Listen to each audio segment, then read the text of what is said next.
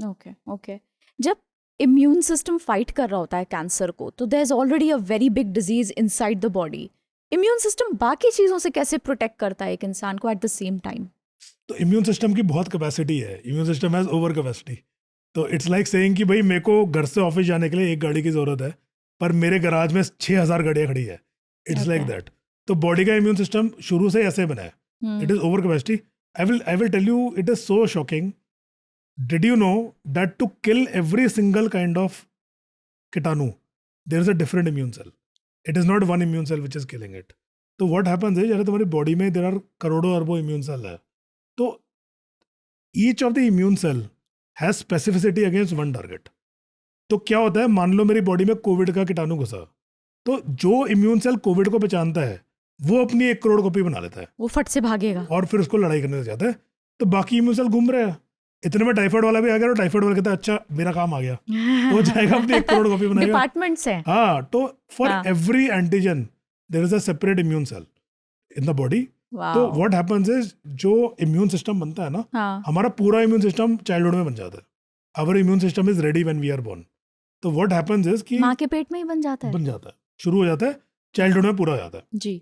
तो what happens is, body क्या कहती है, body is very very clever, ठीक है। तो बॉडी क्या कहती है कि मैं क्यों बनाऊं एक इम्यून सिस्टम, एक इम्यून सेल टाइफाइड का, एक इम्यून सेल टेटनस का, एक इम्यून सेल लंग कैंसर का, एक इम्यून सेल ब्रेस्ट कैंसर का, एक immune cell, why should I make like that?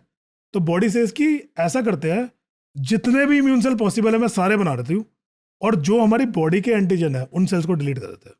ऐसे इम्यून सिस्टम बनता है हमारा।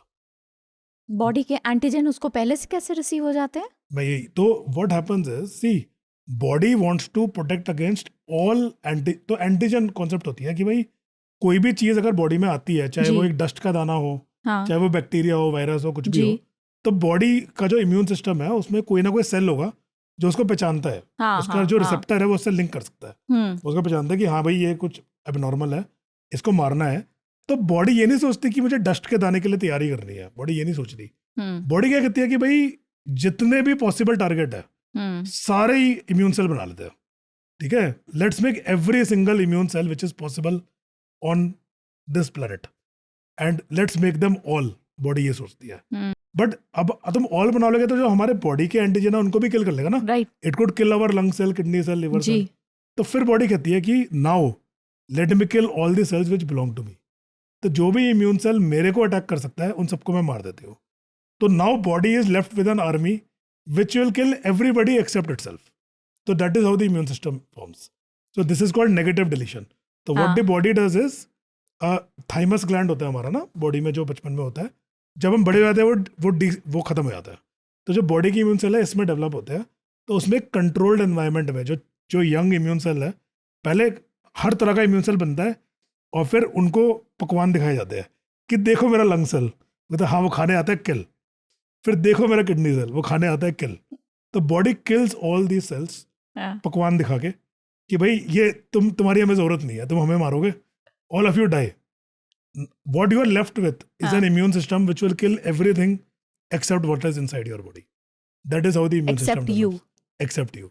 सो each of your immune system is yours and yours alone. It is more close to you than your partner, than your parents, than your kids. It is something deeply deeply personal to you जो सिर्फ तुम्हारा है। Wow, so nice. आपने पढ़ाया भी है क्या? Like you really use very good examples. See, as a doctor ना, you have to be a teacher. देखो, तुम किसी का बिहेवियर चेंज करना चाहते हो तो तुम, इसके दो तरीके हैं। एक है कि भाई ये करना है, मैंने बोला है करना है, या तो करो वरना मत करो, पर ये करना है, ये मैंने बोला है। सेकेंडरी भी नहीं है, मैंने करना है, तुम्हें करना है, ठीक है। अदर इज की बिहेवियर चेंज कम्स ना व्हेन दैट पर्सन अंडरस्टैंड्स कि उसको क्या फायदा है। When he understands he has a, when you are able to, again you have to transmit your thought process into that person's head.